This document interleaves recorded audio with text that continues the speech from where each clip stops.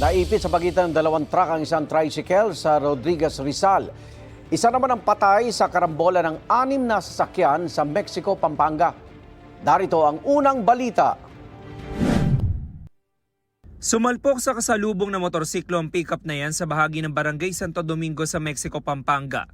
Nagpatuloy pa rin sa kasalubong na lane ng pickup at sumalpok sa iba pang sasakyan. Tinamaan na lang dahil nga nung nagka-head collision, nadamay na yung iba nasagi-sagi. Tapos yung iba natulak, nabangga. Ayon sa pulisya, 6 na sasakyan ang nadamay sa karambola. Patay ang backride ng nabanggang motorsiklo habang 3 iba pa ang sugatan. Base sa imbestigasyon, nakainom ng alak ang pickup driver.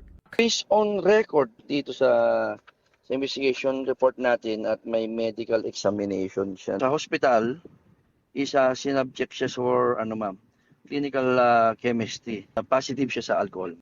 Hawak ngayon ng pulisya ang pickup driver na naharap sa reklamong reckless imprudence resulting in homicide, multiple physical injuries at damage to property.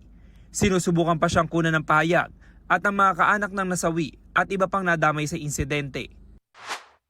Kuha ang dashcam video na ito sa Mayon Avenue sa Rodriguez, Rizal. Nasa kabilang linya ang isang truck. Nasa likod nito ang isang tricycle at isang dump truck. Maya-maya napahinto ang naunang truck at nagsimulang umatras. Tinamaan nito ang tricycle hanggang sa maipit ito sa pagitan ng dalawang truck. Paliwanag ng truck driver sa mga pulis, nawalan siya ng preno sa paakyat na bahagi ng kalsada. Ang sabi niya, may paparating daw na sasakyan sa kanya. Iniwasan niya. So, mapak siya ng brake at sa walang sabi-sabi, nawalan siya ng buwelo paakyat. So, umatras yung sasakyan niya. Sugatan ng tricycle driver habang ligtas ang kanyang pasahero.